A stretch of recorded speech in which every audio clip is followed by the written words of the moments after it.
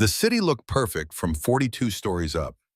Manhattan stretched out beneath Daniel Morrison's floor-to-ceiling windows like a circuit board, every light a data point, every street a connection waiting to be optimized. Snow fell in thick curtains, softening the hard edges of steel and glass, making the chaos below look almost peaceful. Almost. His reflection stared back from the dark glass. 35 years old, custom-tailored Tom Ford suit, Patek Philippe gleaming at his wrist like a small fortune strapped to flesh and bone. From this height, he could pretend the world made sense. That success meant something beyond the numbers in his investment portfolio. That the hollow ache in his chest was just exhaustion, not the slow rot of a life built on everything except what mattered. The penthouse was silent except for the muted hum of climate control keeping the February cold at bay. Lily had been asleep for hours, her small body curled around the stuffed elephant Victoria had given her 3 Christmases ago, back when cancer was just a word that happened to other families. Mrs. Chen dozed in the guest suite, paid a small fortune to ensure Daniel could work through the night without worrying his daughter would wake to an empty home. 3 laptops sat open on his desk, each screen displaying a different facet of Morrison Tech's impending collapse. Revenue projections, board communications, the fucking email from Richard Carson with the subject line, "Final vote confirmation," and enough passive-aggressive corporate speak to choke a horse. His phone vibrated against the mahogany.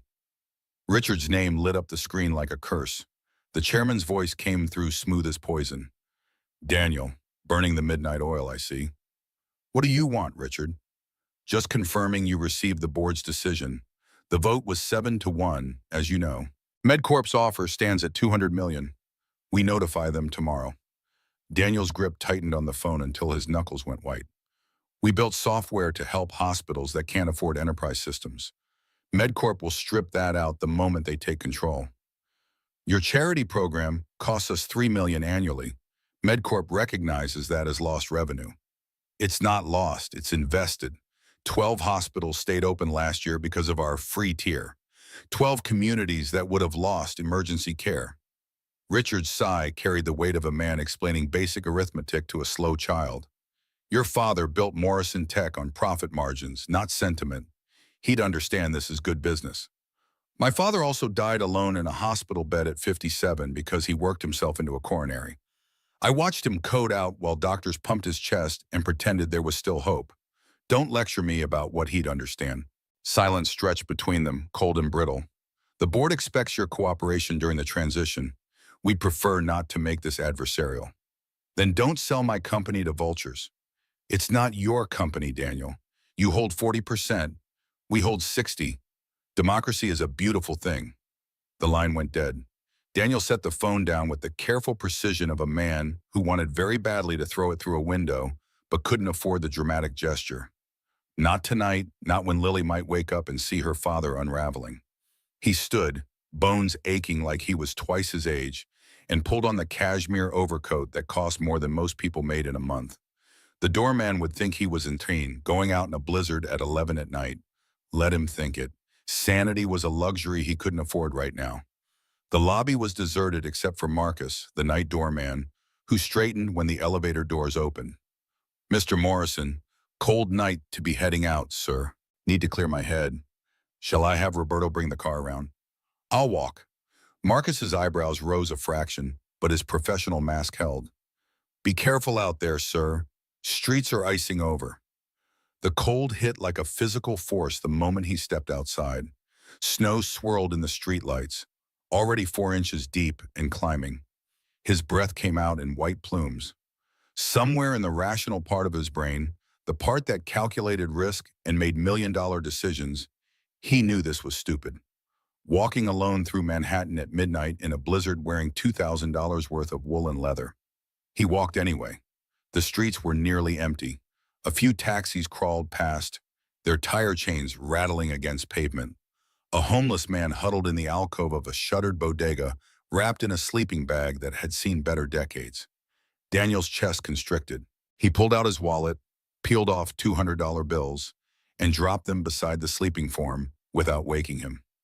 Lily's voice echoed in his memory from breakfast 3 days ago, her small face serious over chocolate chip pancakes. "Mrs. Chen says Mommy's watching us from heaven. Do you think she sees everyone, Daddy? Even people who need help? He'd given her some bullshit answer about how mommy was at peace now, that she wanted them to be happy. The kind of sanitized grief adults fed children because the truth, that death was random and cruel pain and left holes nothing could fill, was too much for a 7-year-old to carry. But maybe Victoria did see.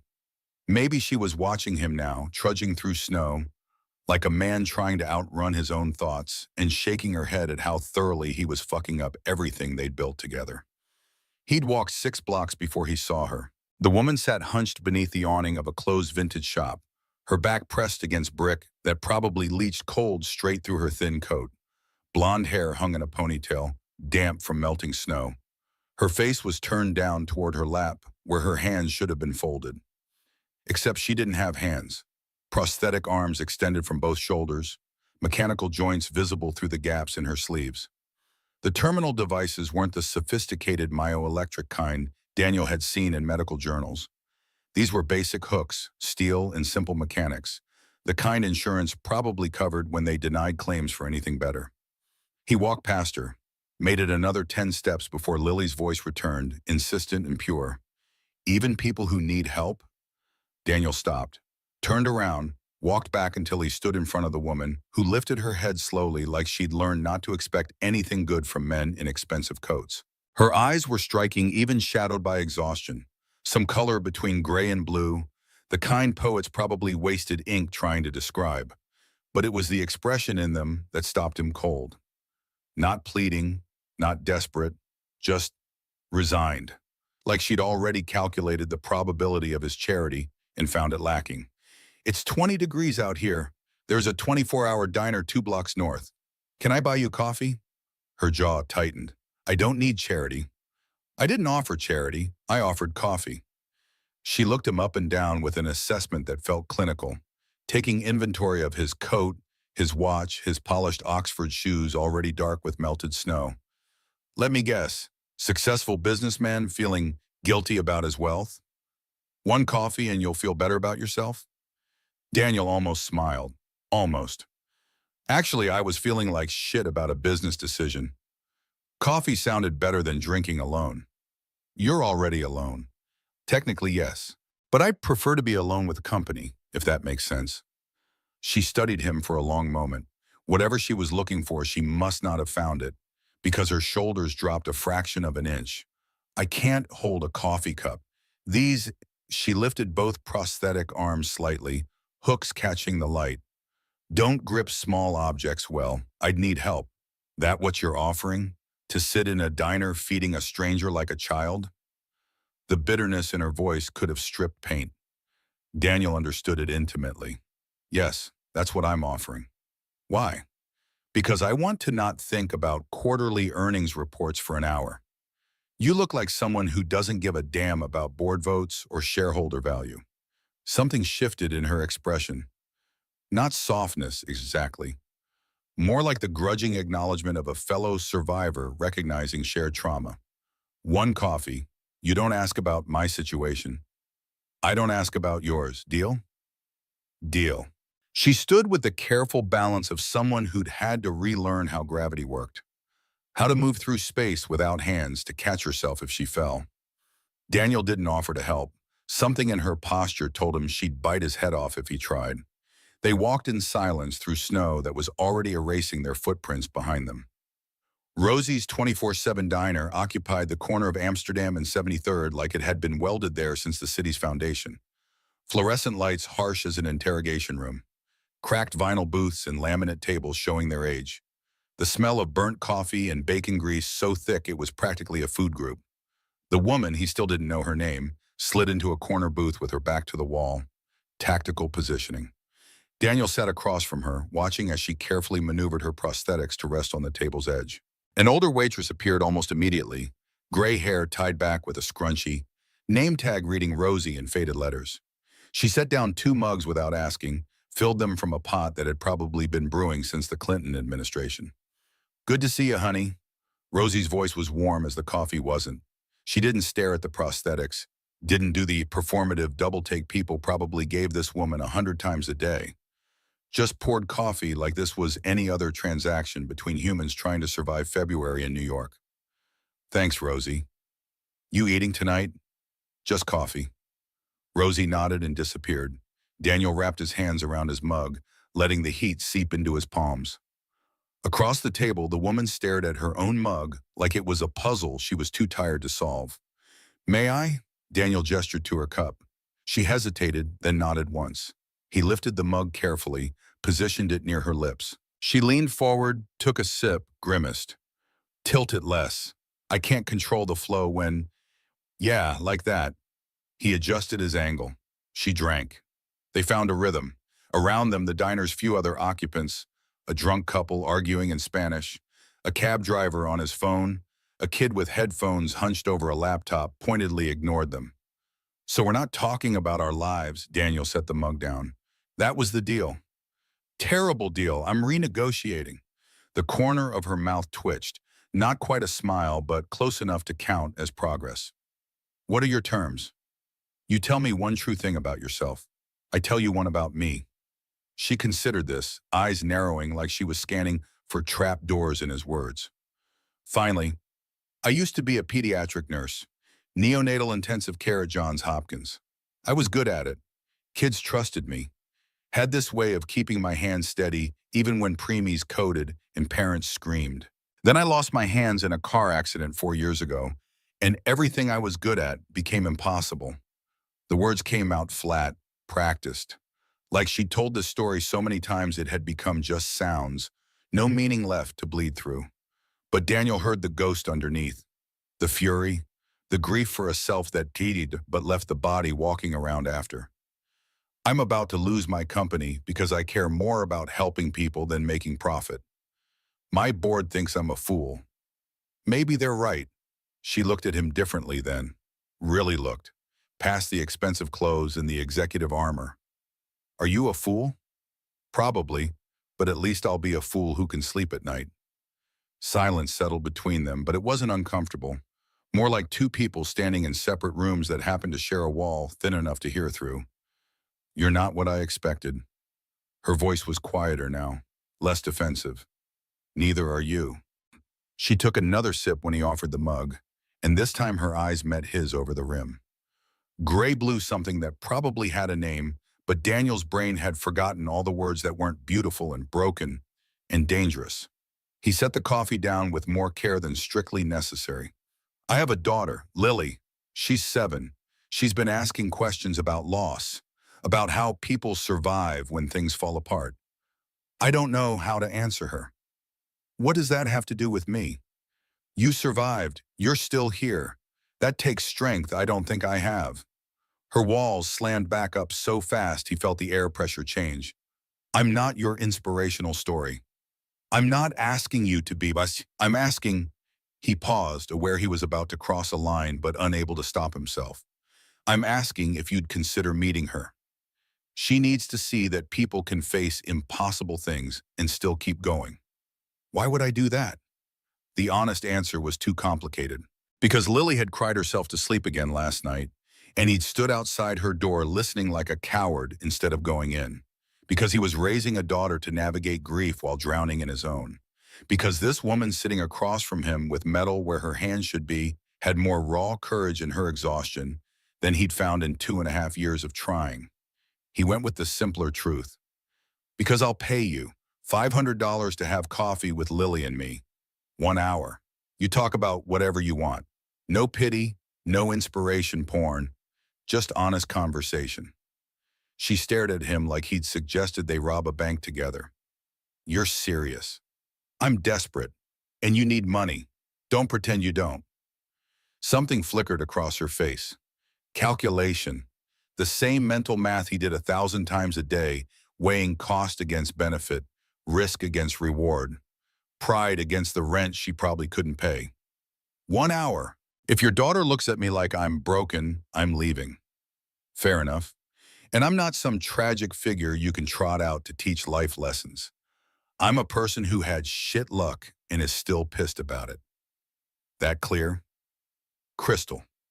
She held his gaze for another beat, searching for cracks in his sincerity. Whatever test she was running, He must have passed because she nodded once, sharp. Final. When? Saturday morning, 10 o'clock, I'll send a car. I don't need a car. Give me the address. Daniel pulled out his phone, sent her a text with his building's location. Watched as her own phone, an older model with a cracked screen, lit up in her coat pocket. She didn't pull it out to check, just accepted the notification like one more piece of data in an already overwhelming world. I'll be there. She started to stand, awkward without hands to brace herself on the table. Wait, I don't know your name. She paused, half standing, and for a moment he thought she'd refuse to tell him. Then, Claire Hartman. Daniel Morrison. I know, I Googled your building's address while you weren't looking. She pulled her phone out with her prosthetic hook, showed him the screen displaying his company's Wikipedia page. CEO of Morrison Tech, net worth estimated at $50 million. Patents in healthcare software optimization. Her smile was sharp as broken glass. You're a bigger fool than I thought, offering money to random homeless women. You're not random. No, you're the first person in 6 months who didn't bullshit me about what strength looks like. Claire's expression flickered. Surprise, maybe, or something softer she quickly buried. She turned and walked to the door without another word.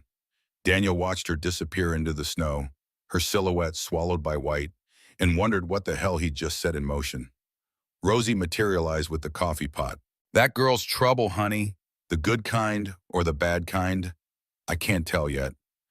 Daniel pulled out his wallet, left $100 on the table for 2 coffees that cost maybe $5 combined. Neither can I. Saturday morning arrived wrapped in the kind of cold that made the city feel abandoned.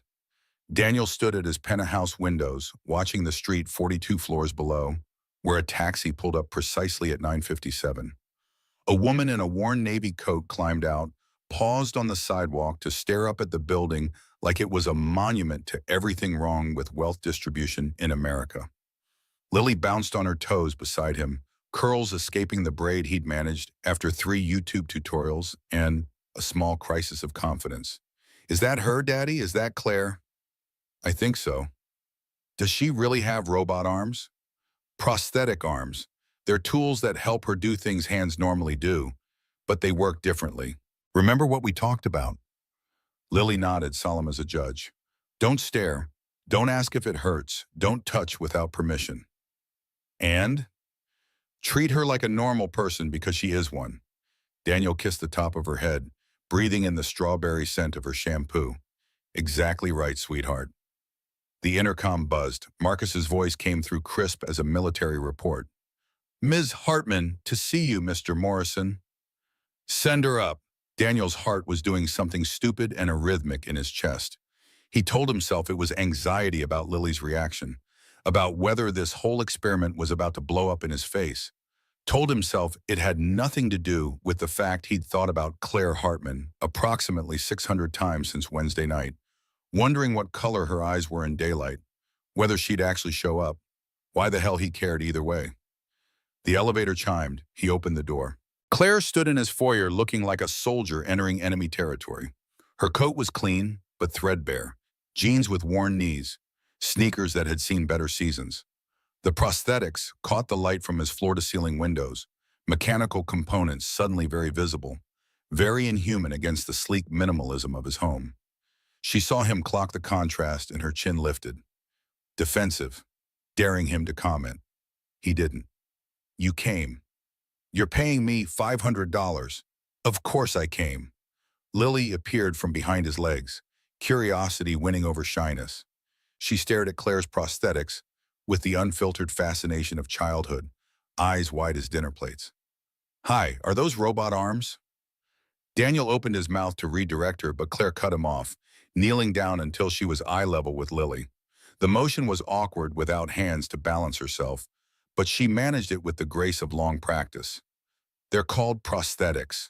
And yes, they're kind of like robot arms. Want to see how they work?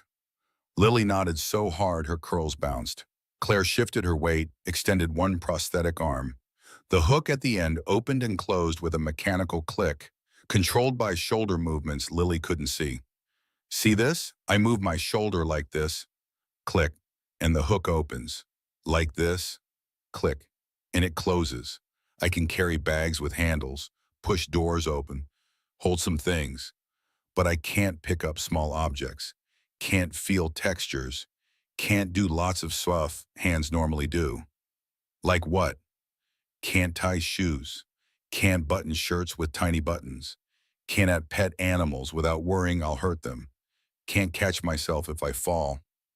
Claire's voice stayed matter of fact, but Daniel heard the undercurrent. All the losses she'd cataloged until they were just facts, not wounds that still bled. Lily processed this with the seriousness of a child who'd learned too young that the world broke people. That must be hard. Every single day. Do you ever wish you could have your real hands back? Claire's jaw tightened almost imperceptibly. All the time. But wishing doesn't change what is. Lily reached out slowly, fingers hovering near the prosthetic. Can I touch it? Go ahead. Small fingers traced the metal carefully, reverently. It's cold. Always is. One of the downsides of plastic and steel. Lily looked up at Claire with an expression that made Daniel's throat close. My mommy died. Do you know what that's like?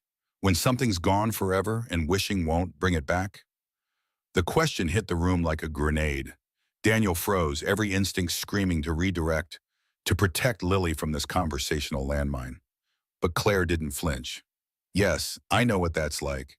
Your arms don't die, but you lose them forever. And everyone expects you to be okay with it, to smile and say things like, at least I'm alive, or I'm so blessed. But you're not okay. You're furious and tired of pretending. Lily's eyes filled with tears. Do you cry about it? Sometimes, when I'm alone and no one's watching. Me too. The words came out small, broken. Daddy thinks I'm asleep, but I hear him cry in his room sometimes. Daniel felt his face burn, shame mixed with something rawer, more painful. He'd thought he was protecting Lily by grieving in private, thought he was being strong. Instead, he'd just taught her that sadness was something to hide. Claire's eyes met his across Lily's head, and he saw understanding there. Not pity, recognition. Two people drowning in separate pools but close enough to hear each other gasping for air. You know what I think? Claire's voice softened. I think crying is how we wash the pain out. Doesn't make it disappear, but it makes it clean, easier to carry. Lily wiped her eyes with her sleeve. Will it always hurt this much? No, it'll hurt differently. Some days barely at all. Some days so much you can't breathe. But you keep going anyway. Why? Because giving up would mean the loss won, and I hate losing. Lily's smile was watery but genuine. She glanced at Daniel, then back at Claire. Do you want to see my room?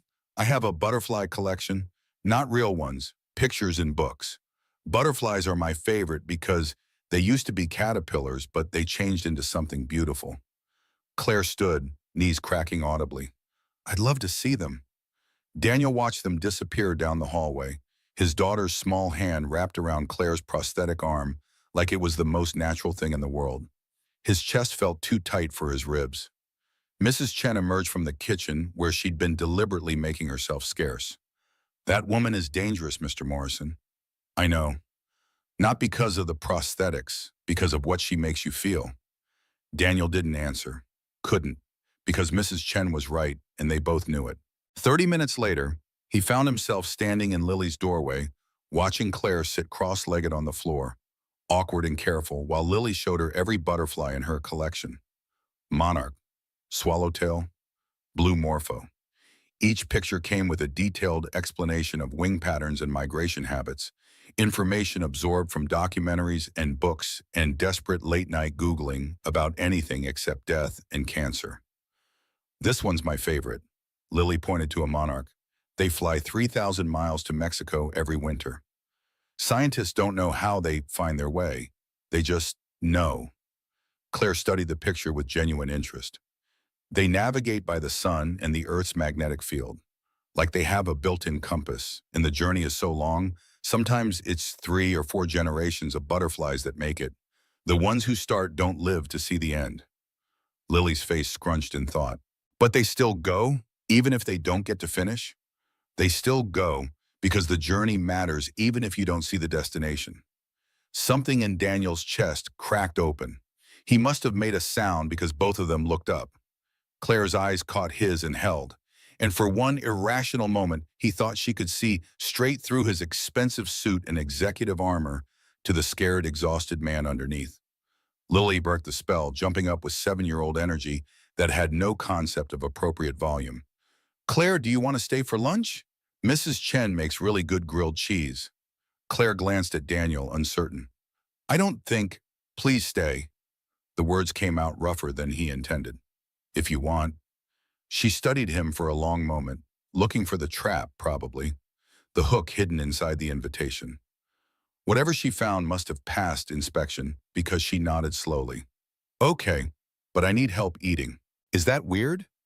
Daddy helps me cut my food all the time. Lily grabbed Claire's prosthetic arm and tugged her toward the door. I can help you too. Lunch was surreal. They sat at the dining table, cherry wood that cost more than a car, place settings of bone china that Victoria had picked out and Daniel had never used after she died, while Mrs. Chen served grilled cheese cut into triangles and tomato soup in bowls, with high edges that made it easier for Claire to scoop with the specialized spoon Lily had insisted on finding. Daniel watched Lily carefully cut Claire's sandwich into smaller pieces, her small face serious with concentration. Watched Claire accept the help with more grace than he'd have managed in her position. Watched his daughter laugh when soup dribbled down Claire's chin and she couldn't wipe it herself, then carefully dab it away with a napkin while Claire smiled. Tell me about being a nurse. Lily took a bite of her own sandwich. Did you help sick kids? Claire nodded. Babies mostly, really tiny ones born too early. Some of them were so small I could hold them in one hand. Just one hand? Just one, smaller than your stuffed bunny. Lily's eyes went wide. Were they scared? Probably, but I'd talk to them, sing sometimes, let them grip my finger while I checked their monitors. Even babies that tiny can feel when someone cares about them. Do you miss it? Claire's expression shuddered. Every day. Daniel set down his soup spoon with more force than necessary. The clink against porcelain was loud in the sudden silence. Why can't you go back? She looked at him, and he saw anger flash behind her eyes. Because hospitals have liability concerns about nurses who can't start IVs or perform CPR compressions or catch a baby if a parent drops them. My prosthetics are tools, not hands. There are things I physically cannot do. Insurance won't cover me. Hospitals won't hire me. End of story. That's bullshit. That's reality. There has to be other options. Consulting, training, administration. You think I haven't looked? Her voice rose, sharp as cut glass. You think I just gave up and decided to live on the street? I applied to 43 positions. 43. Every single one rejected me. Some were polite about it. Most weren't. One hiring manager told me I should consider a career more suited to my abilities. Suggested data entry. I'm sorry, I didn't mean. Yes, you did. You meant exactly what every well-meaning person with working hands means. That if I just tried harder, wanted it badly enough, I could overcome my disability through sheer force of will.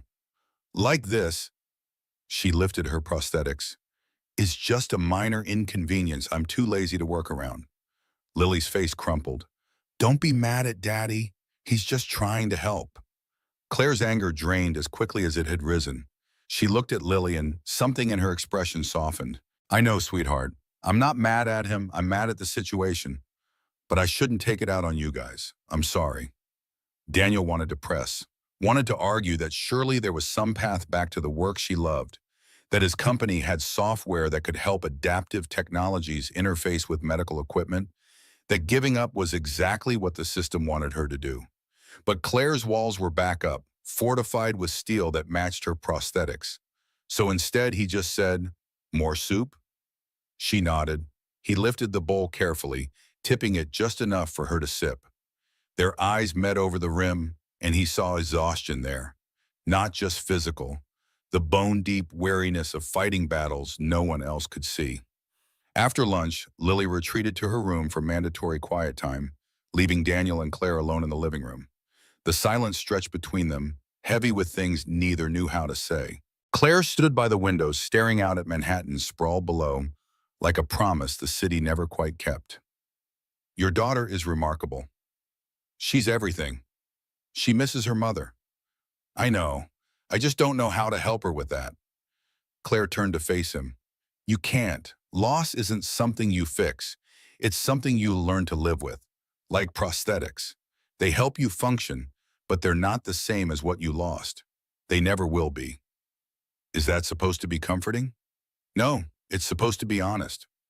Daniel crossed the room until he stood beside her at the window, close enough to feel the heat radiating from her body, close enough to see the faint scar on her left temple, probably from the accident that took her hands. I need to ask you something, and I know it's insane. What? He took a breath, jumped. Lily needs someone she can talk to, someone who understands loss. Her therapist is clinical, distant, but you're real. You don't sugarcoat things. She responded to that. Claire's expression went carefully neutral. You want to pay me to be your daughter's grief consultant.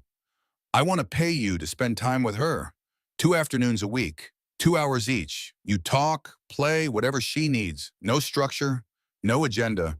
Just be someone she can be honest with. That's the most corporate thing I've ever heard. I'll pay you $2,000 a week. She stared at him like he'd grown a second head. You're joking. I'm desperate. Lily is pulling away from me, shutting down. I watch her pretend everything's fine while she's dying inside, and I don't know how to reach her. But in the last hour, you got her to open up about things she won't tell her therapist. That's worth money to me. Claire shook her head slowly. You can't pay someone to care about your daughter. I'm not asking you to care. I'm asking you to show up. And if I do, what happens when she gets attached and then I leave? Have you thought about that? About what it'll do to her when I'm one more person who disappears from her life? Daniel's jaw tightened. Don't leave then. You're asking me to become part of your daughter's life based on one lunch and a coffee date in a diner. That's insane. Everything about this is a change, but I'm out of options and you need the money and maybe... He stopped himself before he could finish the thought. Before he could admit that this was as much about wanting to see Claire again as it was about helping Lily. She studied him with those gray-blue eyes that saw too much. Why me, really? Not the bullshit about Lily needing someone who understands loss. Why me specifically? Because you're the first person in 2.5 years who made me feel something besides numb. Because you look at me like I'm just a man, not a CEO or a widower or a father struggling to hold it together. Because when you smiled at Lily, something in my chest remembered what hope felt like. He couldn't say any of that, so he went with the simpler truth. Because Lily needs you, and maybe I do too. Claire's breath caught. For one infinite moment, they stood frozen, the city stretching out below them, snow beginning to fall again beyond the glass. Then she stepped back, putting physical distance between them like it could somehow restore the emotional boundary he'd just crossed. 2,000 a week, 2 afternoons, but I have conditions. Name them. 1, I'm not your employee. I'm an independent contractor. 2, if Lily wants me gone, I leave immediately. No arguments. 3, you don't treat me like a charity case. This is about professional. Agreed. And 4, she hesitated, then pushed forward. You don't look at me like that. Like what? Like you're trying to save me. I don't need saving. I need rent money and a reason to get up in the morning that isn't just surviving until the next day. That's it. Understand? Daniel understood. Understood that she'd been hurt by someone who looked at her disability and saw a burden. Understood that accepting his help was already costing her more pride than she could spare. Understood that whatever he felt when he looked at her, in Christ he felt something, had to stay buried so deep it never saw daylight. Understood. When can you start? Monday, 3 o'clock. They shook on it, his hand wrapping around her prosthetic hook. The metal was cold against his palm, impersonal, but her eyes held heat enough for both of them. Daniel walked her to the elevator, neither speaking.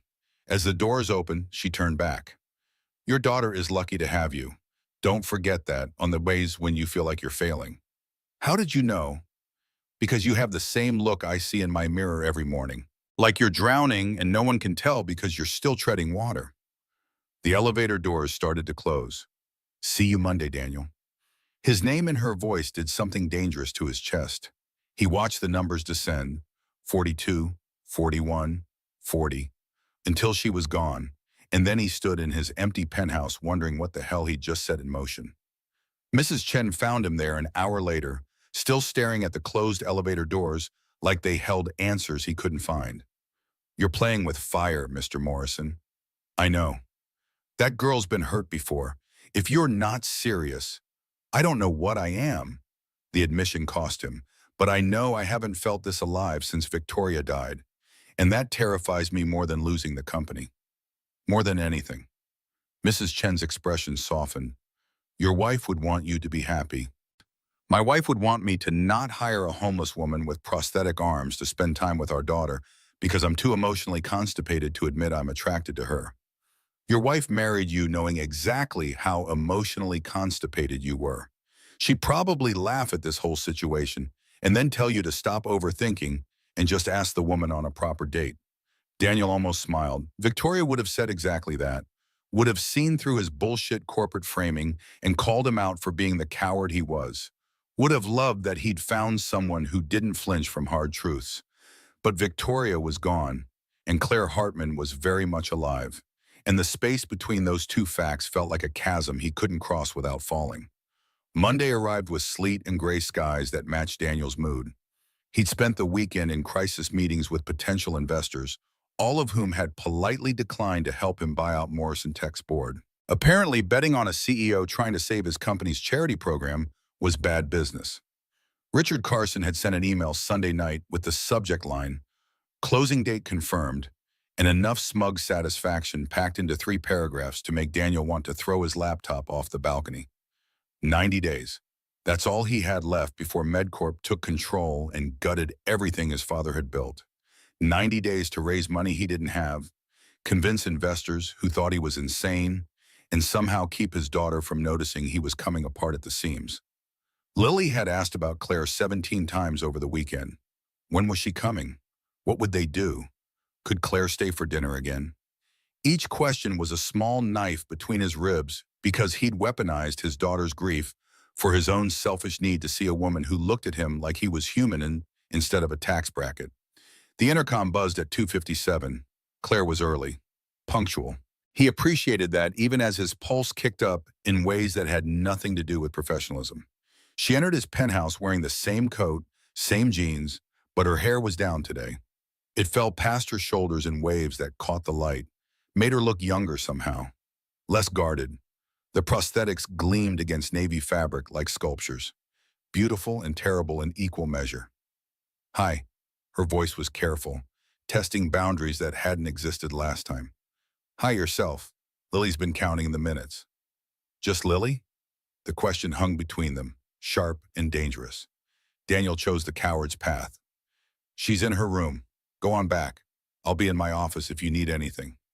Disappointment flickered across Claire's face so quickly he almost missed it. Then her professional mask slid back into place and she nodded. "Right, I remember where it is." He watched her walk down the hallway, then forced himself to turn away. To retreat to his office where he could pretend to work while listening to Lily's delighted shrieks echoing through the penthouse.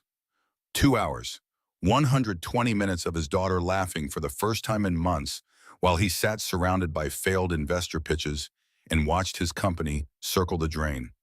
This was fine. Everything was fine. Except it wasn't, and when Claire appeared in his office doorway at 5:15, he knew immediately something had shifted. She fell asleep. Claire's voice was soft. "We were reading and she just dropped off. I covered her with a blanket. Thank you." Claire didn't leave. She stood in the doorway, backlit by the hallway light, and studied him with an expression he couldn't read. "You look worse than you did Saturday." "Bad weekend." "The company thing?" Daniel gestured at his laptop. "The board finalized the sale. 90 days until MedCorp takes over. I've called every investor I know. No one wants to bet on a CEO who puts charity over profit." "Maybe they're right." He looked up sharply. "Excuse me? Maybe fighting this is pointless. Maybe you should let it go and move on." That's easy for someone who's already given up to say. The words were out before he could stop them, cruel and cutting and aimed straight at the soft places she'd trusted him to see. Claire's face went white, then red. Her prosthetics trembled at her sides. Fuck you, Daniel. Her voice shook with rage. You think I gave up? You think I woke up one morning and decided being homeless was easier than fighting? I applied to 43 jobs. 43. I pawned everything I owned to pay for physical therapy. I spent 6 months relearning how to brush my teeth and wipe my own ass. I fought until there was nothing left to fight with. So don't you dare stand there in your multi-million-dollar penthouse and tell me about giving up. Daniel stood, moving around his desk before his brain caught up with his body. I'm sorry, I didn't mean. Yes, you did. You meant exactly what you said, that I'm weak for accepting defeat, that if I just tried harder, I'd have overcome my disability through sheer force of will and positive thinking. No, I meant I'm terrified of losing the only thing I have left of my father. The only way I know to honor Victoria's memory. And I'm lashing out because I'm a coward who can't admit I don't know how to fix this. Claire stared at him, chest heaving, eyes bright with unshed tears she couldn't wipe away. The sight of it, of her trapped in anger and sadness she couldn't physically escape, broke something in him. He crossed the distance between them before caution could stop him, pulled a tissue from the bottom of his desk and gently wiped her cheeks, one side and then the other. Her breath caught, her eyes closed. When she opened them again, something raw and unguarded stared back at him. I'm sorry, he whispered. I'm so fucking sorry. Stop apologizing and fix it. Her voice was rough. If this company matters so much, fight for it. Really fight. Not just phone calls and polite meetings. Get mean, get creative. Do what they're not expecting. Like what? How should I know? I'm a washed-up nurse, remember? You're the brilliant CEO. But there was no heat in it now, just exhaustion and something that might have been concern if he let himself believe she cared. They stood too close, breathing the same air. The smart move would be to step back, re-establish professional distance, pretend his hand wasn't still cupping her jaw where he'd wiped away tears. The smart move would be anything except what he did next. Come with me. What? Friday night. There's a charity gala at the plaza. Every major hospital executive in New York will be there, including MedCorp's CEO. If I can convince even 3 hospital administrators to publicly oppose the sale, to say Morrison Tech's charity program matters, it might sway the board. Claire shook her head. Daniel, I can't. I don't have clothes for that kind of event. I can't eat elegantly. I'll embarrass you. You won't? I'll have a dress delivered. I'll help you eat, like I've been doing. Please. He stopped, recalibrated. I need someone who sees me. Not CEO Daniel Morrison, just me. Why me? Her voice was barely audible. Because you're the only person who doesn't bullshit me about what strength looks like. Because when you look at me, I feel like a human being instead of a tax return. Because I can't do this alone anymore. The confession hung between them, raw and terrible. Claire's eyes searched his face for the lie, the manipulation, the ulterior motive. Whatever she found must have been honest enough because she nodded slowly. Okay, I'll go. But if anyone looks at me like a freak show, they won't. And if they do, we leave. Promise? Promise. She took a step back, breaking the spell. I should go. Lily's still asleep and I don't want to wake her. Daniel walked her to the elevator again, this familiar choreography they'd somehow developed in 3 meetings. As the doors opened, Claire turned back. Daniel, that thing you said about not being able to fix this? You're wrong. You can fix it. You just have to be willing to burn everything down if that's what it takes. What if I burn the wrong things? Then you'll warm yourself by the fire and figure out what to build next. The elevator doors started to close. See you Friday? He stood there long after she was gone, staring at his reflection in the polished elevator doors. Behind him, his penthouse stretched out like a museum of a life he'd stopped living 2.5 years ago. Beyond the window, snow began to fall again, thick and silent, erasing the city one flake at a time. In his office, his laptop displayed the email from Richard Carson. In Lily's room, his daughter slept under a blanket Claire had tucked around her. And somewhere in the space between those two realities, Daniel Morrison made a decision that would either save everything or destroy what little he had left. He pulled out his phone, scrolled through his contacts, and called the one person who would understand what he was about to do. Jennifer Kim answered on the second ring. Daniel, it's almost 6. This better be important. How would you feel about committing corporate treason? Silence, then. I'm listening. Jennifer Kim sat across from Daniel in the Morrison Tech conference room at 7 on a Tuesday morning, her expression calculating in that way that meant she was already 3 moves ahead in whatever game they were playing. Outside, Manhattan was still dark, the kind of pre-dawn black that made office buildings feel like fortresses against the world. She'd brought coffee, real coffee from that place in Brooklyn she swore by, not the corporate sludge from the break room. That alone told Daniel she was serious about whatever was about to happen. Corporate treason is a strong phrase. Jennifer's voice was measured, clinical. CFO speak for I'm interested but need plausible deniability. What exactly are we discussing? The MedCorp sale. I want to blow it up. The board already voted 7-1. Even if you change 2 votes, that's still 5-4 in favor. Then I need to change 3 votes, or find a way to make the sale so politically toxic they back down. Jennifer leaned back, fingers drumming against her coffee cup. Richard has the board locked down. Thomas and the others are thinking about their retirement portfolios. They don't care about the charity program. So we make them care. We make MedCorp's acquisition so controversial that our board members face public backlash. Bad press, social media campaigns, hospital administrators going on record about how much they need our free tier. That's a nuclear option. You'll make enemies. I'm already losing everything that matters. What's a few enemies? Something flickered in Jennifer's eyes. Respect, maybe, or concern that her CEO was finally cracking under the pressure. What do you need from me?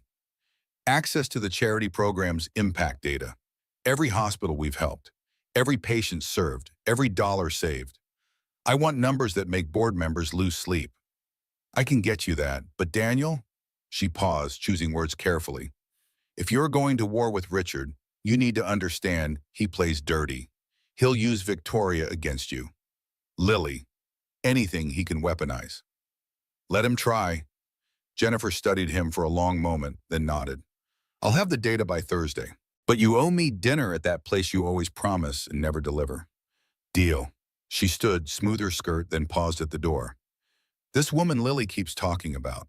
Claire, is she part of why you're suddenly willing to burn bridges? Daniel's jaw tightened. She's helping Lily process grief. That's not an answer. It's the only one you're getting, Jennifer smiled, sharp as a knife. Good.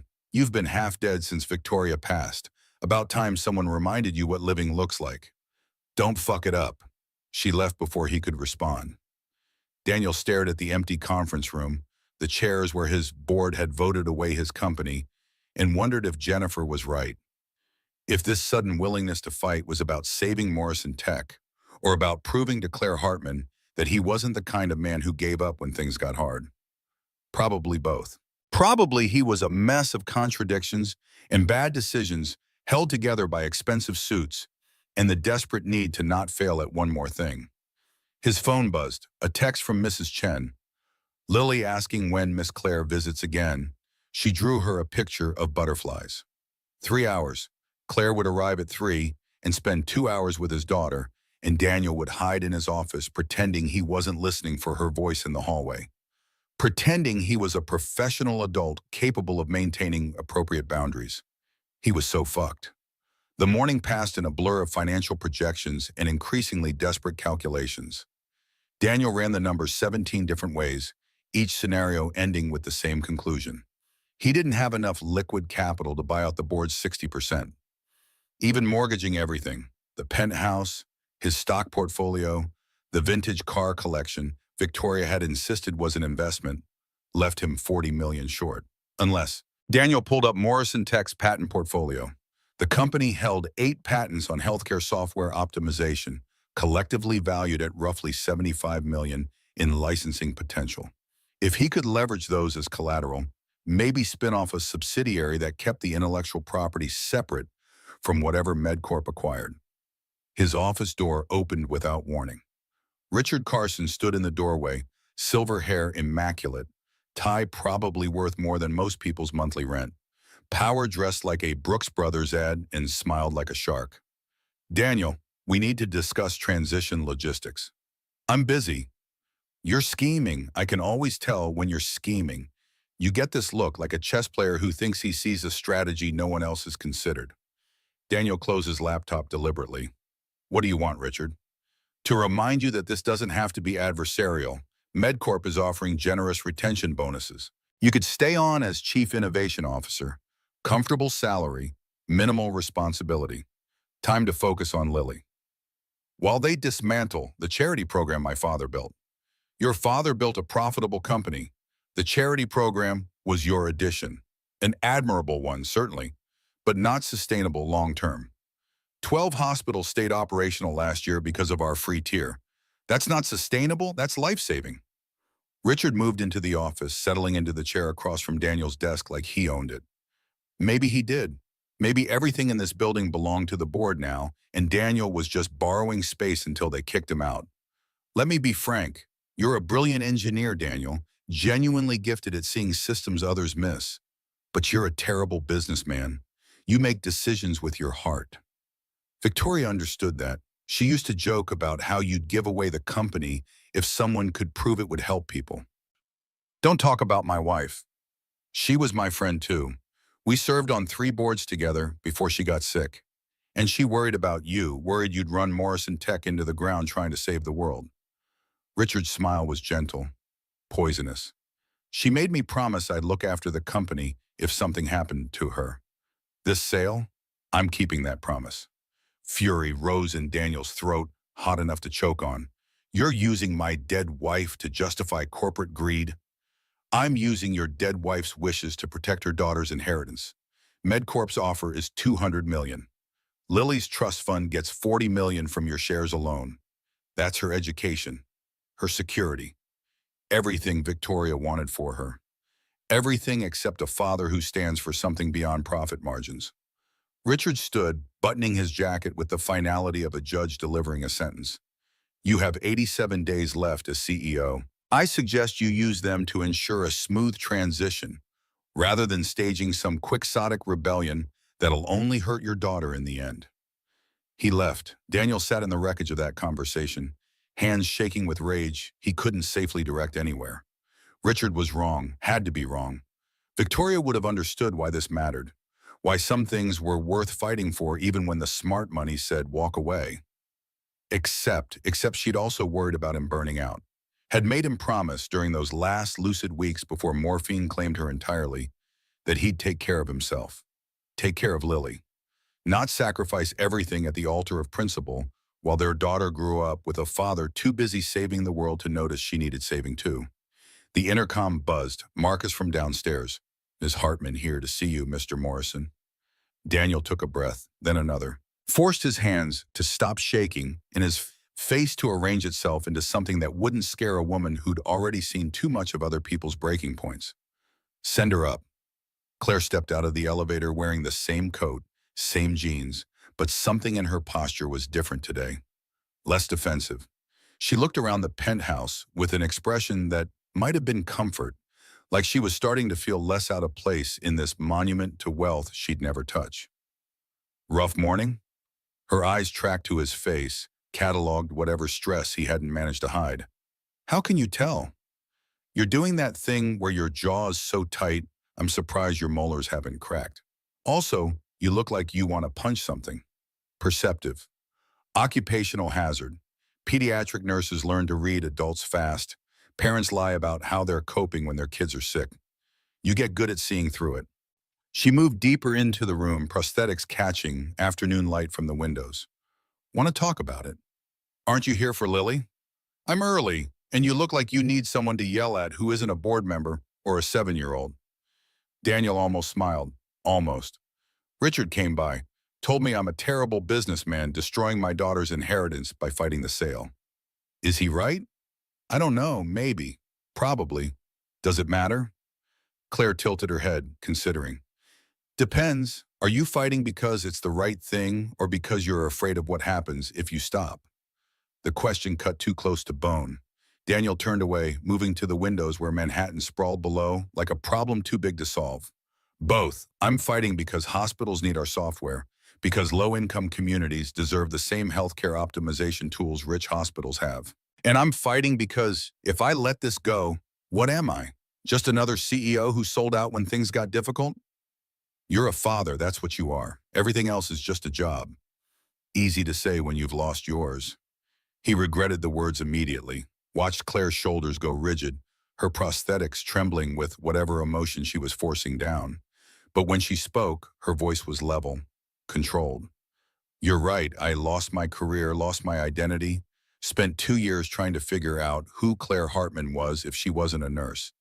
And you know what I learned? That fighting battles you can't win just to prove you're still in the game is the fastest way to destroy whatever's left. She paused. But I also learned that sometimes the battles you can't win are the only ones worth fighting. So I guess you need to decide which kind this is. Daniel turned back to face her. How do I know? If you're fighting for Lily's future, you'll know when to stop. If you're fighting for your ego, you won't stop until there's nothing left to fight with. The observation landed like a physical blow. Daniel wanted to argue, to defend himself against the implication he'd sacrifice his daughter's well-being for pride. But Claire's eyes held no judgment, just the weary recognition of someone who'd made similar calculations and come out the other side scarred but standing. She drew you a picture. He pulled out his phone, showed Claire the image Mrs. Chen had texted. Lily's careful rendering of butterflies in flight, colored with markers in shades of blue and gold. She wants to give it to you today. Claire's expression softened immediately. The defensive walls dropped and something vulnerable emerged. She's a good kid. She likes you, asks about you constantly. I'm not sure if that's wonderful or terrifying. Both. Kids getting attached is always both. They stood in the weighted silence of people dancing around what they really meant. Then Lily's bedroom door flew open and the moment shattered into 7-year-old energy that had no use for adult complications. Claire, you're here. Lily raced down the hallway, picture clutched in her hands. I made this for you. See, it's monarchs. You said they were your favorite. Claire knelt down, awkward but practiced now, and examined the drawing with genuine attention. This is beautiful, Lily. Look at the wing detail. You even got the orange gradient right. Can you keep it? I want you to have it. I'd be honored. Lily beamed, then grabbed Claire's prosthetic arm. Come on, I want to show you the book Mrs. Chen got me about butterfly migration. It has maps and everything. They disappeared into Lily's room. Daniel remained by the windows watching his reflection superimposed over the city. Behind him, his daughter's laughter drifted from the hallway, clear, unguarded, the sound of a child who'd remembered how to be happy. Richard thought Daniel was sacrificing Lily's future to save a company. But what if saving the company was how Daniel taught his daughter that some principles mattered more than profit? That her father wasn't the kind of man who walked away when people needed him? Or what if he was just lying to himself, wrapping ego in nobility because it sounded better than admitting he couldn't let go? His phone buzzed. Jennifer. Got the data. It's damning. Call me. Daniel glanced toward Lily's room where Claire's voice mingled with his daughter's, then retreated to his office. Time to see exactly how much damage his charity program had prevented. Time to weaponize compassion and hope it was enough to change minds that had already decided profit mattered more than people. Jennifer answered before the first ring finished. I'm sending you a file. Don't open it in public unless you want to creep up. The PDF appeared in his email. Daniel opened it. Morrison Tech's charity program had provided free scheduling and resource optimization software to 47 hospitals over the past 3 years. Those hospitals serve predominantly low-income communities, neighborhoods where the nearest emergency room was often the only healthcare option for miles. The software had helped them operate more efficiently, reducing wait times by an average of 37% and operational costs by 22%. 12 of those hospitals had been on the verge of closing before Morrison Tech's intervention. 12 communities that would have lost their primary healthcare access. The data included patient outcomes, decreased mortality rates in emergency departments, better management of chronic diseases, hundreds of thousands of people who'd received care that wouldn't have existed without Daniel's unsustainable charity program. Jennifer's voice was quiet in his ear. The human cost of shutting this down is in the tens of thousands. Patients who'll lose access to care. Communities that'll become healthcare deserts. That's not hyperbole. That's math.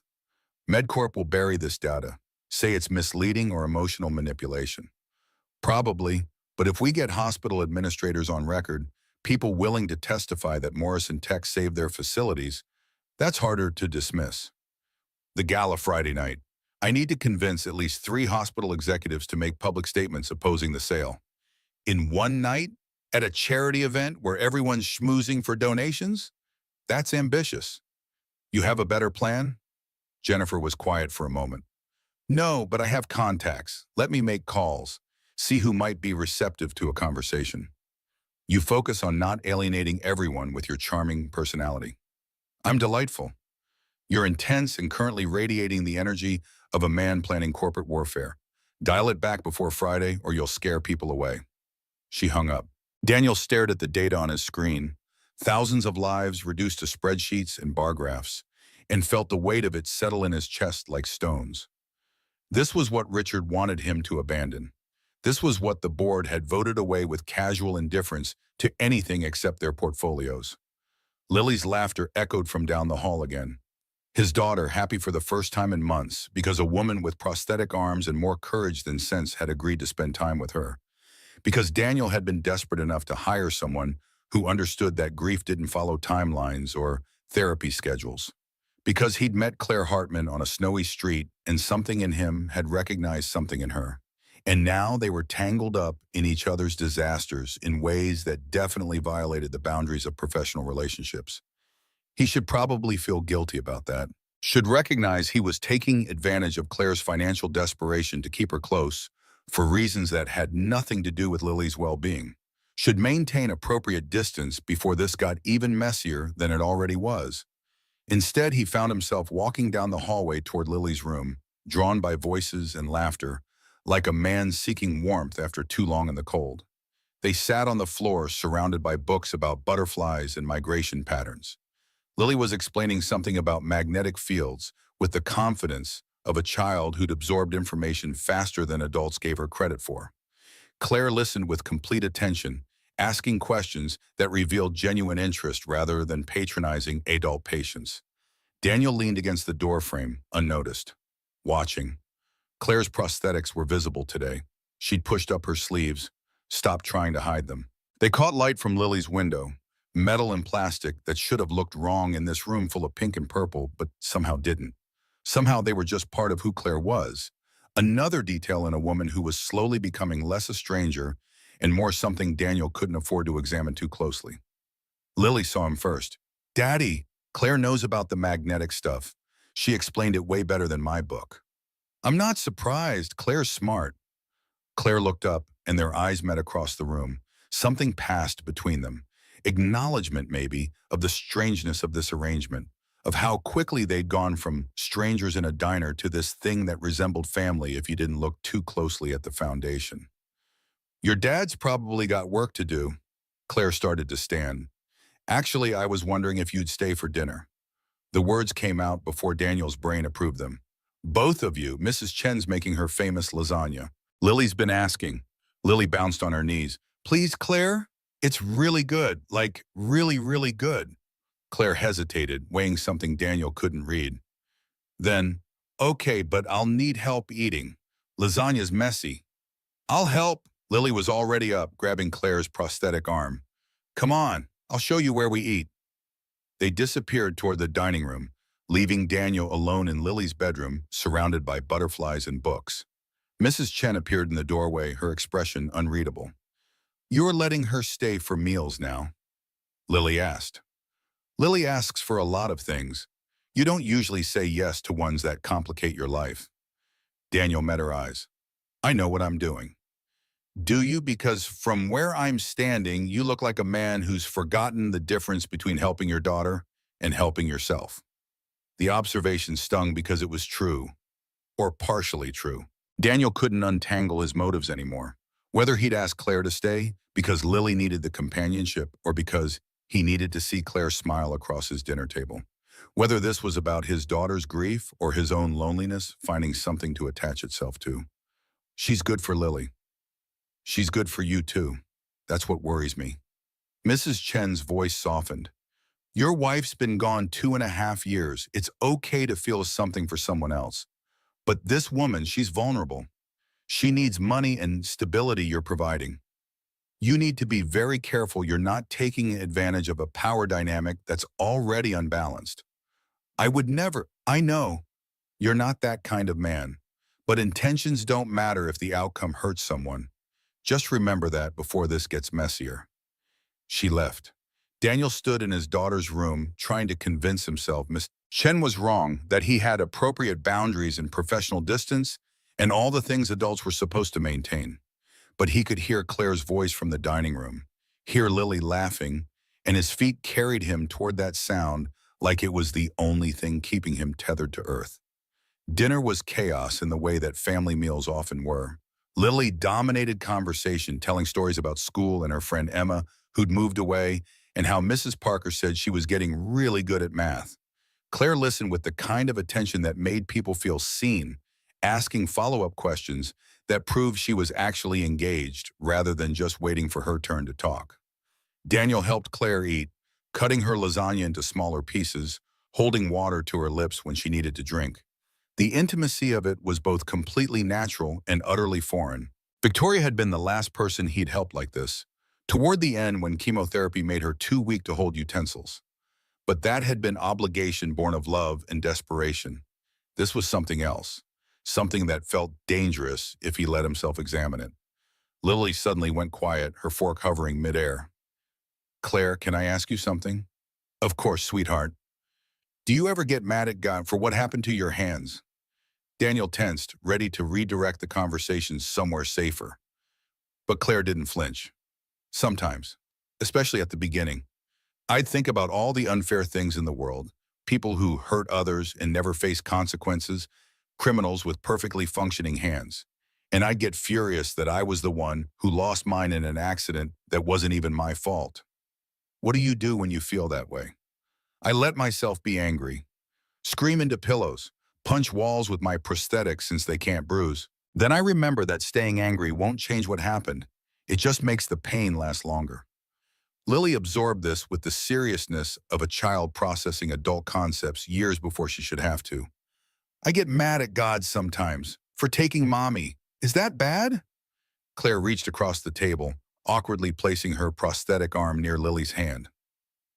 The gesture was clumsy but genuine. It's not bad. It's human. God's big enough to handle our anger. Daddy doesn't like when I talk about being mad at God. Daniel's throat closed. He'd had no idea Lily felt this way, had been carrying anger she thought she needed to hide from him. Some father he was, so wrapped up in his own grief he'd missed his daughters entirely. That's not true, sweetheart. His voice came out rough. You can be angry. You can feel whatever you feel. I don't always know how to help with it. Claire helps. 3 words that shouldn't have hurt, but did, because they were true. Claire had done in 3 visits what Daniel hadn't managed in 2.5 years, given Lily permission to be angry and sane and messy with her grief instead of the brave little girl everyone expected. After dinner, Lily insisted on showing Claire her favorite movie, something animated about dragons and Vikings that Daniel had seen approximately 400 times. They settled on the couch, Lily between them, and Daniel found himself watching Claire more than the screen. The way she listened to Lily's commentary on every scene, the way she didn't seem bothered when Lily unconsciously leaned against her shoulder. Halfway through, Lily fell asleep. Her small body went slack, head lolling against Claire's arm. Claire glanced at Daniel, eyebrows raised in question. She does this, gets so excited she crashes hard. He stood carefully, moving to gather Lily in his arms. I'll put her to bed. He carried his daughter to her room, tucked her under covers Victoria had picked out when they'd first decorated this space. Lily stirred just enough to mumble something about butterflies and Claire before settling back into sleep. Daniel stood watching her for a long moment, this small person who was somehow surviving despite his failures as a parent. When he returned to the living room, Claire was standing by the windows again. The city spread out below her like a promise or a threat depending on how you looked at it. She didn't turn when he approached, just kept staring at lights that went on forever. I should go. It's only 8. I've been here 5 hours. That's not 2 hours twice a week. She paused.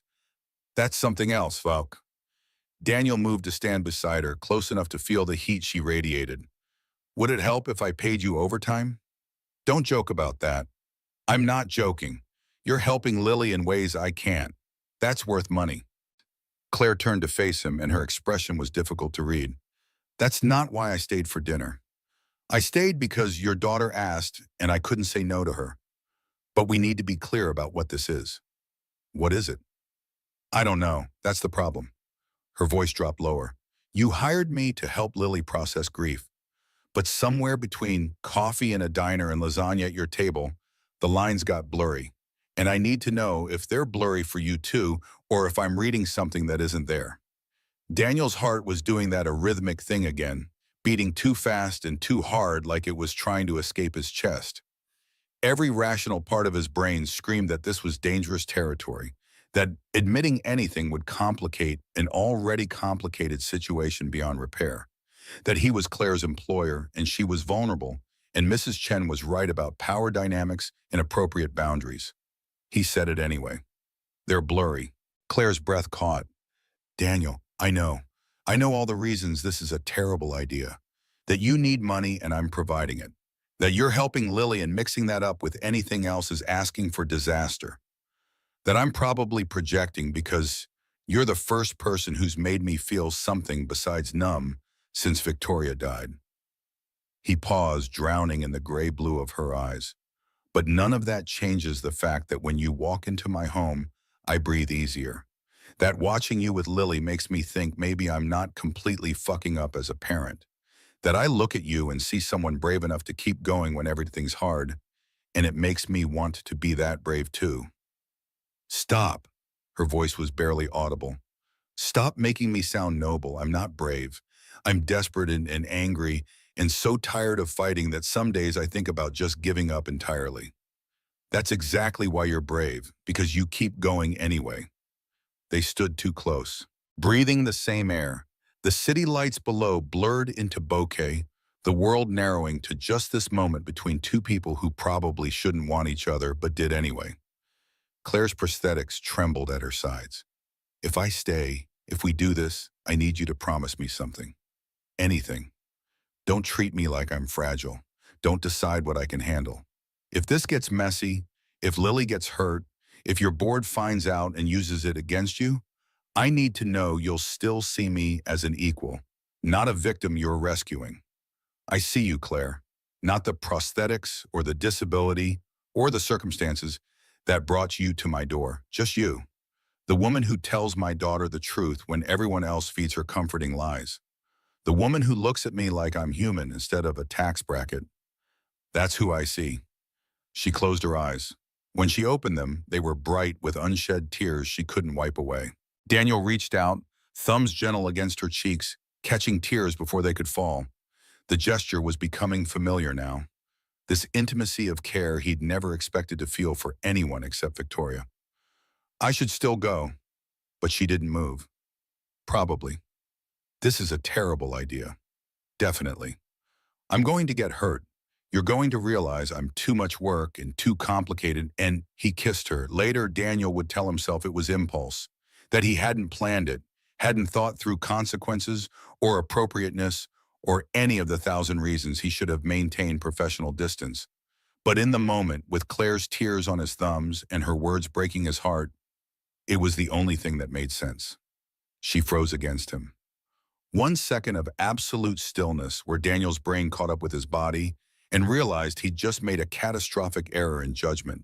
Then her lips softened, mouth opening against his, and she was kissing him back with desperation that matched his own. Her prosthetics came up awkwardly between them, hard metal and plastic pressing against his chest. She couldn't touch him the way she probably wanted, couldn't thread fingers through his hair or pull him closer with hands that no longer existed. But she leaned into him with her whole body, making up with presence what she couldn't do with dexterity. Daniel's hands framed her face, angling deeper, tasting coffee and something indefinably Claire. This was wrong for so many reasons he couldn't begin to count. Wrong and irresponsible, and Mrs. Chen was going to murder him for crossing lines that should have stayed firmly in place. He didn't care. Claire pulled back first, breathing hard, eyes wide with shock or fear or want, or all three tangled together. That can't happen again. Okay. I'm serious, Daniel. We can't. I know. Do you? Because I need this job. I need the money. And if we do this, if we cross that line completely, what happens when it falls apart? I lose income I can't afford to lose. Lily loses someone she's getting attached to. You lose. She stopped. What do you lose? Nothing that matters more than you. The confession hung between them like a live wire. Claire stared at him, searching for the lie, for the manipulation, for whatever angle he was playing, because men like Daniel Morrison didn't fall for women like her. Men with penthouses and portfolios didn't see women with disabilities in desperation as anything except charity cases or projects or, at worst, easy targets. Whatever she found in his face must have been honest enough because her shoulders dropped. You're going to break my heart. I'm terrified you'll break mine first. Then we're both idiots walking into disaster. Probably. She laughed, sharp and slightly hysterical. This is insane. You know that, right? Your board is trying to steal your company. I'm homeless. You have a 7-year-old daughter who needs stability. And we're standing here talking about feelings like we're teenagers instead of adults who should know better.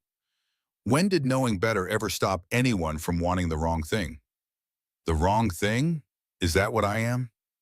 Daniel cupped her face again, forcing her to hold his gaze. You're the only right thing that's happened to me in 2.5 years. Everything else is falling apart. Let me have this one thing that feels like living instead of just surviving. Claire closed her eyes, leaning into his touch, despite every logical reason not to. Okay, but we go slow. We keep this separate from Lily until we're sure. And if it gets complicated, it's already complicated. Then when it gets more complicated, we talk. No running, no ghosting. We face it like adults. Deal. She pulled away, putting physical distance between them, like it could somehow restore the boundaries they just demolished. I'm leaving now, before we do something else stupid. Claire, Friday, the gala. I'll go with you. But that's work, professional. You're introducing me to hospital executives so you can save your company. That's all. That's all. Her smile was sad. You're a terrible liar. She left. The elevator doors closed between them, and Daniel stood in his empty penthouse trying to remember how to breathe normally. His lips still tingled. His chest felt cracked open. Everything was a mess. His company circling the drain, his daughter getting attached to a woman whose presence in their lives was contingent on his ability to keep paying her, and now he'd gone and made everything exponentially more complicated by kissing her. Mrs. Chen emerged from the kitchen where she'd tactfully disappeared during dinner. Her expression was knowing and concerned in equal measure. That went about how I expected. Don't start. I'm not starting anything. But you need to understand what you're doing. That woman has been hurt before, abandoned by someone who promised to love her through anything. If you're not serious, I'm serious. About what? Her or the idea of her? Mrs. Chen's voice was gentle but firm. Are you falling for Claire Hartman because of who she is, or because she's helping you feel less guilty about surviving when Victoria didn't? The question hit like a gut punch. Daniel wanted to argue, to insist his feelings were genuine and uncomplicated and not at all tangled up in grief and guilt and the desperate need to prove he was still capable of moving forward. But Mrs. Chen knew him too well. Had been with their family through Victoria's illness, had watched him shut down after the funeral, had seen him operate on autopilot for 2 years while Lily grew with a father who was physically present but emotionally absent. I don't know. The admission cost him. Maybe both. Does it matter if she makes me want to try again? It matters if you hurt her in the process of figuring yourself out. Then I won't. I'll be careful. You'll fail. Mrs. Chen's voice held no judgment, just the weary certainty of someone who'd seen this story before. Not because you're cruel, but because you're still healing and she's still broken, and two people trying to fix each other usually just end up bleeding together. She left him with that. Daniel stood in his living room surrounded by evidence of the life he'd built with Victoria, furniture she'd chosen, art they'd bought together, the ghost of her presence in every corner. And in the middle of it all, Claire's absence felt more real than any of the memories. His phone buzzed, a text from an unknown number. "Thank you for dinner and for everything else. This is probably a mistake, but I'm tired of playing it safe. See you Friday." Daniel stared at the message until the screen went dark. Then he saved her number, typed a response he deleted 3 times before settling on, "Mistakes are underrated. Drive safe." Her reply came almost immediately. "I took the subway. Rich people problems are showing." Despite everything, the board meeting disaster, Richard's threats, his increasingly complicated feelings for a woman he barely knew, Daniel smiled, really smiled, the kind that reached his eyes and reminded him what joy felt like. This was a mistake.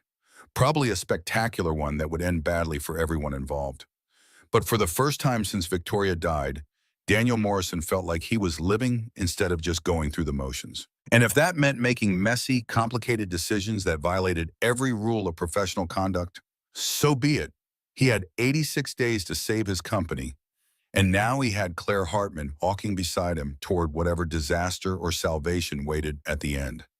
Friday arrived dressed in slate skies and the kind of cold that made Manhattan feel like it was punishing people for having the audacity to exist. Daniel stood in front of his bathroom mirror, adjusting his bow tie for the 3rd time, hands steadier than they had any right to be, given what tonight meant. The gala, the plaza, every hospital executive in New York congregating to celebrate healthcare innovation, while Daniel planned to blow up his company's sale in the middle of cocktails and canapes. No pressure. His phone lit up with a text from Jennifer. "Dr. Sarah Mitchell from County General will be there. She's open to a conversation. Don't fuck it up." Another from the car service. "Ms. Hartman pickup confirmed for 6:15 p.m. Daniel checked his watch, 6:45. Claire was probably in the car now, wearing whatever dress his assistant had arranged to be delivered to her apartment yesterday. He'd told the boutique to send 3 options, all elegant but practical for someone who needed help with complicated fastenings. Had included a note that probably crossed about 15 professional boundaries. Choose the one that makes you feel powerful. D. Lily appeared in his doorway wearing princess pajamas and a serious expression. "You look fancy, Daddy." "Thank you, sweetheart. You look comfortable." "Mrs. Chen says you're going to a big party with Claire." "A work event. I need to talk to some people about the company." Lily climbed onto his bed, swinging her legs over the edge. "Is Claire your girlfriend now?" Daniel's hands stilled on his cufflinks. "What makes you ask that?" "You look at her the way you used to look at Mommy, like she's the most important person in the room. 7 years old and already too perceptive for her own good." Daniel crossed to the bed, sat beside his daughter with careful precision. "Claire is someone I care about very much, but it's complicated. Because of Mommy? Partly, and because Claire and I are still figuring out what we are to each other." Lily processed this with the gravity of a judge weighing evidence. "I think Mommy would like her. Claire doesn't treat me like I'm breakable. Mommy didn't either." Something in Daniel's chest cracked clean through. He pulled Lily close, breathing in strawberry shampoo and the innocence of a child who thought that adult relationships were simple as liking someone and deciding to be together. "You're probably right, sweetheart. Are you going to marry her?" "Slow down. We haven't even been on a real date yet." "Is tonight a date?" "Tonight is work, but maybe after, maybe we'll figure out what comes next." Lily hugged him tight, her small arms barely reaching around his torso. "I hope you do. You've been sad for a really long time, Daddy. Claire makes you less sad." Mrs. Chen called from the hallway that the car was here. Daniel kissed Lily's forehead, promised to tell her all about the fancy party tomorrow, and tried not to think about how thoroughly his daughter had just articulated what he'd been afraid to admit to himself. The town car waited at the curb, engine running, exhaust creating ghosts in the cold air. Daniel climbed in expecting empty leather seats. Claire sat in the far corner, and every coherent thought Daniel had ever possessed evaporated. She wore midnight blue that looked black until light hit it, then shimmered like deep water. The dress was sleeveless, a deliberate choice that displayed her prosthetics rather than hiding them. Silver metal caught the ambient glow from streetlights, making her arms look like sculpture, like art. Her hair was up in something complicated that must have taken Denise significant time, exposing the elegant line of her neck. She met his stare with defensive uncertainty. Too much? The boutique assistant said this one was appropriate, but I can change. You're stunning. Pink flooded her cheeks. Don't. Don't what? Tell the truth? Don't look at me like that when we're supposed to be professional tonight. But her voice held no real conviction. Daniel slid into the seat beside her as the car pulled into traffic. You chose the powerful one. How did you know there were three? I sent them. Claire's jaw dropped. Those dresses cost more than I make in 6 months. Daniel, I can't accept. You can. You are. And before you argue about inappropriate gifts, consider that I need you to walk into that ballroom looking like you belong there, like you're not someone to dismiss or patronize. This is armor as much as fashion. She absorbed that, fingers of her prosthetic hand tapping against her lap in a nervous rhythm. I'm terrified I'm going to embarrass you. Impossible. I can't eat appetizers off trays, can't hold champagne glasses, can't shake hands properly. Everyone's going to stare. Daniel reached over, covered her prosthetic hand with his own. The metal was cold against his palm, but he didn't let go. Let them stare. Let them see a woman who survived something that would have destroyed most people and came out the other side still standing. That's not something to be ashamed of. Easy for you to say, you have hands. I also have a company imploding and a board that wants me gone. We're both walking into battle tonight. At least we're doing it together. Claire turned her hand, complicated mechanics allowing limited rotation, so her hook rested against his fingers. The gesture was awkward and tender in equal measure. What exactly is the plan? You said hospital executives would be there. Dr. Sarah Mitchell from County General, Dr. James Chen from Mercy, possibly Dr. Elizabeth Warren from Presbyterian, if Jennifer's intel is accurate. All three run hospitals that use our charity program. If I can convince them to make public statements about how essential our software is, you create political pressure on your board. Make the sale toxic enough they back down. Claire's expression sharpened with understanding. That's actually brilliant. Risky as hell, but brilliant. I learned it from the best. Someone recently told me that sometimes the battles you can't win are the only ones worth fighting. That someone sounds like an idiot. That someone changed my life. The words hung between them, too heavy for the confined space of a town car crawling through Manhattan traffic. Claire's eyes searched his face, looking for the lie or the manipulation or whatever defense mechanism she'd developed after Marcus abandoned her. Whatever she found must have passed inspection because she nodded slowly. Okay, we do this. But Daniel, what happens if we fail? If the board votes to sell anyway? Then I walk away, take my severance, focus on Lily, maybe start something new that doesn't come with all this baggage. And us? What happens to us? The question was small, fragile, carrying more weight than 3 words should bear. Daniel squeezed her prosthetic hand gently. That depends. Do you want there to be an us? I want to not be terrified this is going to blow up in my face. I want to believe you actually see me and not just some project to fix or story to tell yourself about being a good person. I see you, Claire, the woman who refuses to let circumstances define her limitations, the woman who makes my daughter laugh, the woman who kissed me back Tuesday night despite every logical reason not to. He paused. The woman who scares me because wanting her means risking something I'm not sure I'm ready to lose. Claire's breath caught. What are you not ready to lose? The person I'm becoming when I'm with you. Someone who feels instead of just functions. Someone who thinks maybe surviving isn't the same as living, and perhaps it's time to learn the difference. The car pulled up to the plaza before Claire could respond. Valets in uniform opened doors, cold air rushing in along with the sounds of a city that never quite managed silence. Daniel climbed out, then turned to help Claire. She accepted his offered arm, prosthetic hand hooking through the crook of his elbow with practiced ease. Camera flashes erupted. Daniel had forgotten about the press line. Society photographers documenting who attended which events. Gossip columns that tracked New York's elite like zoologists studying endangered species. He moved to shield Claire, but she straightened her spine, lifted her chin, and walked forward like she owned the red carpet instead of being terrified of it. Cameras clicked, voices called out questions.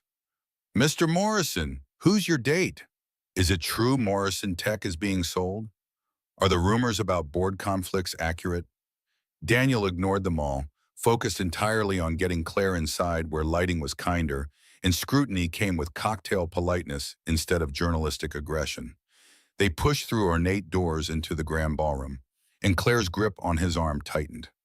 The room was excessive, even by plaza standards. Crystal chandeliers dripped light onto marble floors polished to mirror finish. Round tables dressed in white linen surrounded a dance floor where a string quartet performed something classical and expensive. Men in tuxedos clustered around bars, while women in gowns that cost more than cars circulated like tropical fish in an aquarium designed to showcase wealth. I don't belong here. Claire's voice was barely audible. Neither do I. We'll fake it together. Jennifer appeared from the crowd wearing crimson and the expression of someone on a mission. Daniel, Claire, you both clean up nicely. She handed Daniel a champagne flute, then turned to Claire with a modified glass that had a special grip attachment. For you, adaptive stemware. I called in a favor. Claire stared at the glass like it was a miracle. You didn't have to. Yes, I did. You're here to help Daniel save his company. Can't do that if you're self-conscious about drinking. Jennifer's smile was warm despite her CFO efficiency. Dr. Mitchell is by the West Bar. Silver dress, talking to the man who looks like he swallowed something sour. That's Dr. Bernard from Mount Sinai. Avoid him. He's already sold to MedCorp lobbying. Got it. Thank you, Jen. She melted back into the crowd.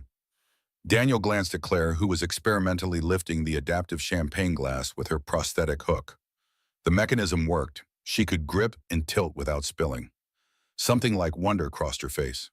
Okay? Better than okay. Let's go save your company. They navigated through clusters of New York's medical elite, Daniel nodding to acquaintances while steering toward Dr. Sarah Mitchell. She stood exactly where Jennifer had indicated, mid-50s with silver hair, and the kind of competence that radiated from people who'd spent decades making life and death decisions. Dr. Mitchell, Daniel Morrison, we met briefly at last year's Healthcare Innovation Summit. She turned, recognition sparking in intelligent eyes. Mr. Morrison, I was hoping to see you tonight. I wanted to discuss the MedCorp situation. That's actually why I'm here. May I introduce Claire Hartman? Claire, Dr. Sarah Mitchell runs County General. Claire extended her prosthetic arm, and Dr. Mitchell shook the hook without hesitation or visible discomfort. Nice to meet you, Claire. Those are impressive prosthetics. Myoelectric? Body-powered. Insurance wouldn't cover the advanced ones. Dr. Mitchell's expression darkened. Of course not.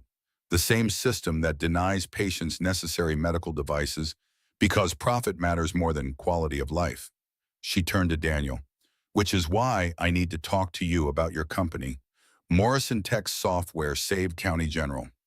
We were weeks from closing when your charity program gave us the tools to optimize our emergency department, reduced our wait times by 40%. We went from hemorrhaging money to breaking even. That software is why my community still has a hospital. Daniel's chest tightened with something that felt dangerously close to hope. Would you be willing to make that statement publicly? On record? I'll do better than that. I'll testify if this goes to court. I'll write op-eds. I'll go on every news program that'll have me and explain exactly what MedCorp's acquisition will do to hospitals like mine. Her voice was steel-wrapped in professionalism. Your board is making a mistake. They're thinking quarterly returns when they should be thinking about the communities that'll lose healthcare access when MedCorp guts your charity program. My board sees unsustainable costs. They don't understand. They understand perfectly. They just don't care. Profit is easier to quantify than human lives. Dr. Mitchell pulled out her phones. Give me your number. I'll connect you with Dr. James Chen at Mercy and Dr. Warren at Presbyterian. All three of us owe Morrison Tech our hospitals. We won't let this sale happen quietly. Daniel handed over his business card with fingers that wanted to shake but didn't. This was it. The political pressure he needed. 3 hospital administrators willing to make noise, to create controversy, to force his board to consider consequences beyond their portfolios. Thank you. I can't express how much this means. Thank you for remembering that some things matter more than shareholder value. DeMitchell glanced at Claire with evident approval. And thank you for bringing someone who understands that intimately. It's not often I see prosthetics displayed so openly at events like this. Claire's shoulders went back. I'm tired of hiding, tired of making other people comfortable with my disability. Good. The world needs more people willing to make others uncomfortable with truth. Dr. Mitchell's smile was sharp. Now, if you'll excuse me, I see Dr. Bernard looking smug, and I need to ruin his evening. She swept away. Daniel stood in the wake of that conversation trying to process that he'd just secured one of three critical endorsements he needed. That the impossible might actually be possible if he could line up Chen and Warren with equal success. Claire's prosthetic hand found his. One down, two to go. Then let's find them. They spent the next hour working the room. Dr. Chen was harder to convince. His hospital had already received inquiries from MedCorp about continuing the charity program on modified terms. Daniel argued that modified terms meant gutted beyond recognition, that MedCorp's version would strip out the customization and support that made Morrison Tech's software actually useful. Chen eventually agreed to speak with Dr. Mitchell before committing. Dr. Warren was absent. Family emergency, according to the event coordinator. Jennifer promised to arrange a private meeting next week. By 9 o'clock, Daniel's face hurt from forced smiles and his patience for networking had evaporated. He found Claire at one of the tables, staring at the untouched dinner plate in front of her with exhausted resignation. Hungry? Starving, also completely incapable of eating anything here without making a scene. Daniel sat beside her, picked up a fork, and began cutting her chicken into manageable pieces. Around them, conversation continued. People too absorbed in their own social performances to notice or care about one CEO helping his date eat. You're good at this. Claire's voice was quiet. Practice. Victoria needed help toward the end. Does it bother you, the comparison? Daniel paused mid-cut, considering the question honestly. No, because you're not Victoria and this isn't the same. Helping her was grief. Helping you is... He stopped, searching for the right word. Choice, Claire finished for him. You're choosing me, not obligated by marriage or guilt. Just choosing. Yes, exactly that. She leaned against his shoulder, brief contact that communicated more than words. Thank you for tonight, for seeing me, for not treating my disability like something to fix or overcome or turn into inspirational ammunition. Thank you for being brave enough to walk into this circus with me. They ate in companionable silence while the gala continued around them. The string quartet shifted to something waltz adjacent, and couples drifted toward the dance floor in coordinated pairs that made social hierarchy visible through movement. Claire watched them with an expression Daniel couldn't quite read. I can't dance, in case you were wondering. Can't hold position or follow leads without hands. Want to try anyway? That's a terrible idea. I'm full of those lately. Daniel stood, offered his arm. Come on, let's scandalize some socialites. Claire allowed herself to be pulled to her feet, then onto the dance floor where they immediately became the focal point of discreet staring. Daniel positioned himself close, one hand at her waist, the other clasping her prosthetic hook with deliberate visibility. They swayed more than danced, rhythm approximate at best, but Claire's smile was genuine. Everyone's looking. Let them see what actual courage looks like. Stop making me sound noble. I'm just a woman trying not to step on your feet with prosthetics I barely control. You're the bravest person I know, and I'm including myself in that assessment. Claire's eyes met his, and whatever she saw there made her breath catch. Daniel, I'm falling in love with you. The words came out unplanned, unfiltered, completely honest. I know it's too soon and too complicated and probably the worst timing in human history given everything else happening. But I need you to know that whatever happens tonight or next week or whenever my world finishes collapsing, you matter. You matter more than the company or the board or anything except Lily. Claire stopped moving, frozen in the middle of the dance floor, while couples circulated around them like water flowing around stones. You can't say things like that. Why not? Because I'll believe you, because I'm already halfway in love with you, and that's terrifying. Because we're a disaster waiting to happen, and I should be smart enough to walk away before we both get hurt. Are you? Smart enough to walk away? No, apparently I'm an idiot who's willing to risk everything for someone who kisses like he means it and looks at me like I'm whole. Daniel cupped her face, thumb tracing her cheekbone with reverence, usually reserved for religious artifacts. You are whole, exactly as you are. Not despite the prosthetics, but including them. They're part of who you became after trauma tried to destroy you. That's not broken. That's survival made visible. How are you real? Her voice cracked. How is any of this real?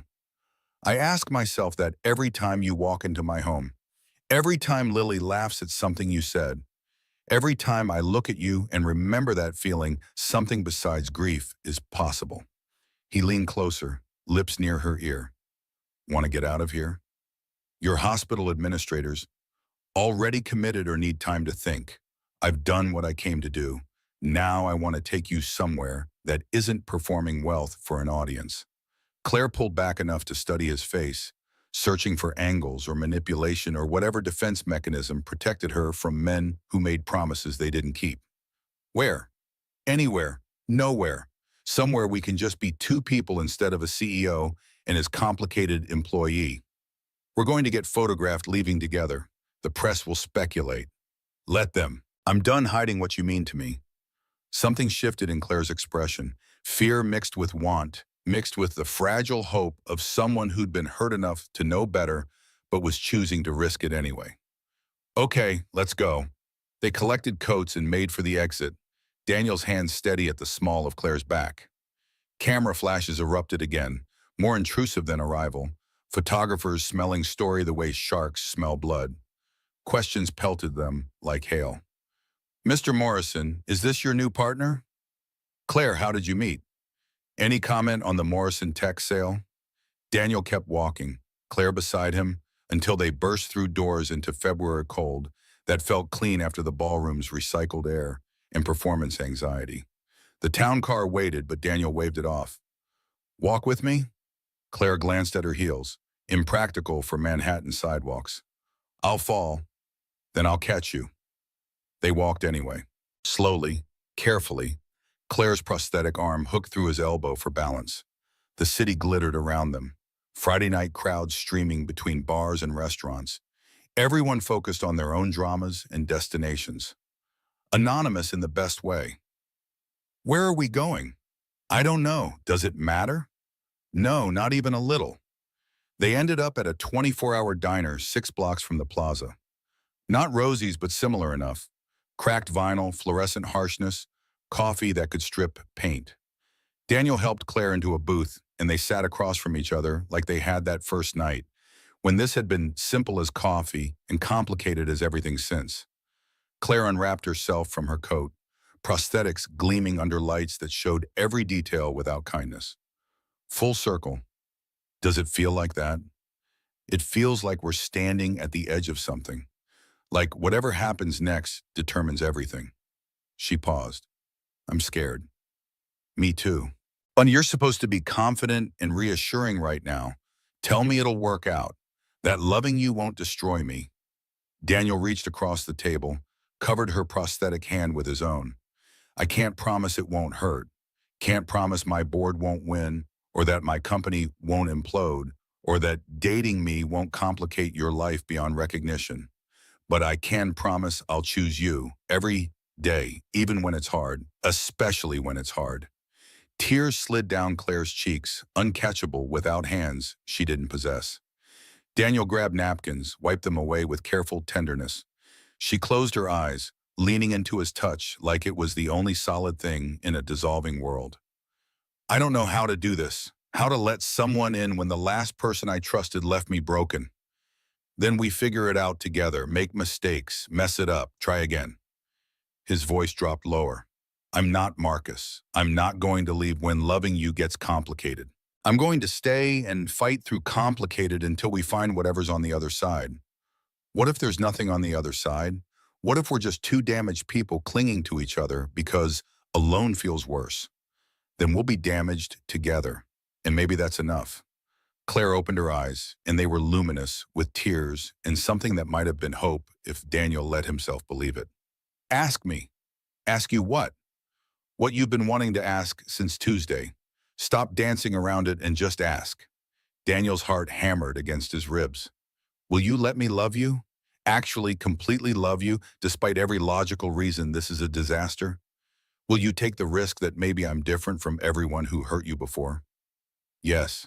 The word came out rough, broken, certain. Yes, I'll let you. I'll risk it.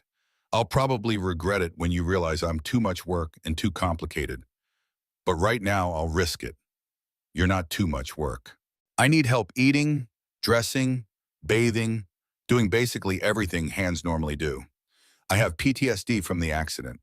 I have nightmares where I'm trapped under steel and can't claw my way out because I don't have hands to claw with. I'm broke and desperate and taking your money because I have no choice. I'm absolutely too much work. Then I'll work. Every day. Gladly. Because you're worth it. Claire laughed through tears. You're insane. We're both insane. Probably. Is that a yes? That's a yes. Against all common sense and better judgment, that's a yes. Daniel moved around the booth to sit beside her, pulling her close despite the awkwardness of prosthetics pressing between them. She turned her face into his neck, breathing him in, and they sat like that while the diner continued around them and the city hummed beyond windows streaked with condensation. Later, much later, when coffee had grown cold and the fluorescent lights seemed less harsh, Daniel's phone buzzed with a text from Jennifer. Dr. Chen just sent a statement to the Times. Dr. Mitchell did the same. You started something, board emergency meeting, called for Monday. Richard is furious. This is going to get ugly. Claire read over his shoulder. No going back now. No going back. Daniel kissed her temple. Whatever happens Monday, I'm glad you're here. Where else would I be? Anywhere smarter. Smart is overrated. I'm exactly where I want to be. They stayed until the diner kicked them out at closing, then caught a cab back to Daniel's building. In the elevator climbing to his penthouse, Claire turned to face him with an expression that was equal parts nervous and determined. I can't go home tonight. My apartment doesn't have heat. Landlord's been promising to fix it for weeks. Denise has been letting me stay at her place, but she's visiting her sister this weekend. She paused. Can I stay with you? Just tonight. On the couch. I'm not asking for anything except a warm place to sleep. Daniel's hand found hers. You can stay. Not on the couch, guest room. And Claire, you're welcome here anytime. Whether or not we're together. That doesn't change. Relief flooded her features. Thank you. They entered the penthouse to find Mrs. Chen waiting with folded arms and an expression that promised lectures about appropriate boundaries. But when she saw Claire's exhausted face and Daniel's protective stance, something in her posture softened. Lily's asleep, ate dinner, finished homework, asked about you both approximately 6,000 times. She looked between them with knowing eyes. Guest rooms made up. Extra blankets in the closet. Don't do anything that'll make me explain complicated relationship dynamics to a 7-year-old tomorrow. We won't. Daniel kept his voice level despite the implications. Thank you, Mrs. Chen. She left. The penthouse settled into silence. Just Daniel and Claire standing in the foyer, surrounded by wealth and possibility, and the terrifying vulnerability of two people who just admitted they were willing to risk everything. Claire moved toward the guest room, then stopped. Daniel? Yeah? Thank you for tonight, for all of it. Thank you for taking a chance on someone who's still figuring out how to be whole again. We're both figuring it out. That's okay. Maybe better than okay. She disappeared down the hallway. Daniel stood alone in his living room where he'd kissed her days ago, where they'd started something that would either save them both or destroy whatever fragile progress they'd made toward healing. His phone buzzed again. Richard this time, a missed call and a voicemail he didn't want to hear. Monday would bring consequences. The board would fight back. Richard would weaponize everything he could. Daniel's relationship with Claire, the public statements from hospital administrators. Anything that made Daniel look unstable or emotional or unfit for leadership. But tonight, Claire Hartman slept in his guest room. His daughter had given them her blessing. And somewhere in the impossible space between grief and hope, Daniel Morrison had remembered what it felt like to choose life instead of just enduring it. The city glittered beyond his windows, snow beginning to fall again, blanketing Manhattan in white that made everything look new. And for the first time in 2.5 years, Daniel looked at his reflection, superimposed over that view, and recognized the man staring back. Broken, maybe? Healing, definitely. Brave enough to risk his heart on a woman who'd taught him that survival and living were two entirely different things. That was enough. For now, that was more than enough.